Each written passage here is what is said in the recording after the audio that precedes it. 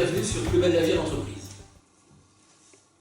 L'entreprise est-elle un lieu d'épanouissement, un lieu de souffrance? En tout cas, si c'est un lieu de souffrance, c'est comment le transformer en lieu d'épanouissement. Et si c'est un lieu d'épanouissement, comment optimiser cela? Si je vous dis burn-out ou épuisement professionnel, si je vous dis turnover, si je vous dis difficulté à recruter ou à déléguer, démotivation, conflit, tension, non-qualité, pas de perspective, de quoi ça vous parle? Qu'est-ce que cela nous dit? Est-ce qu'on va aller en rechercher les causes ou trouver les antidotes? Eh bien, ce que je vous propose, c'est peut-être de nous mettre en recherche sur certaines antidotes par rapport à ces mots MAUX que l'on trouve dans le monde de l'entreprise. Imaginons que, au niveau de la direction, nous commencions à travailler sur une vision partagée, à travailler sur des valeurs partagées.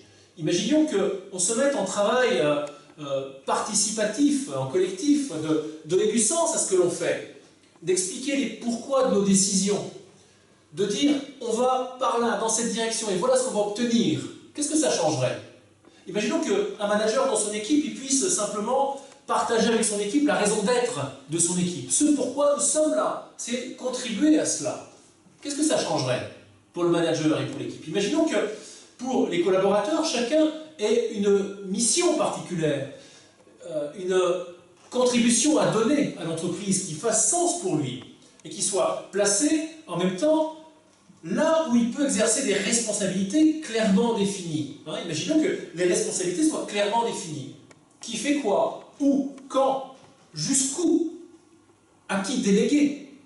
Est-ce que ça changerait quelque chose? Qu'est-ce que cela apporterait? Posez-vous la question. Si vous preniez le temps de mettre à jour les fiches de poste, les cartes de responsabilité, et de les partager, de faire adhérer vos collaborateurs à ce processus-là, qu'est-ce que ça changerait?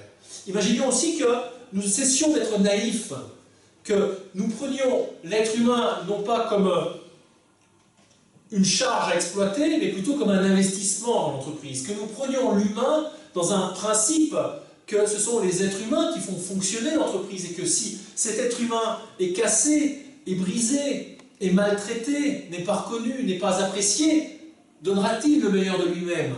Qu'est-ce qui se passerait si nous prenions en compte le facteur humain, voire le capital humain en le transformant dans l'entreprise? Qu'est-ce que ça apporterait? Eh bien, je vous mets au défi, je vous lance un défi comme ça, de retrouver les 3 clés que je vous ai présentées aujourd'hui, que je vous ai partagées simplement aujourd'hui, sur le site de RCF ou alors sur les podcastés ou sur notre site groupe-ucl.com.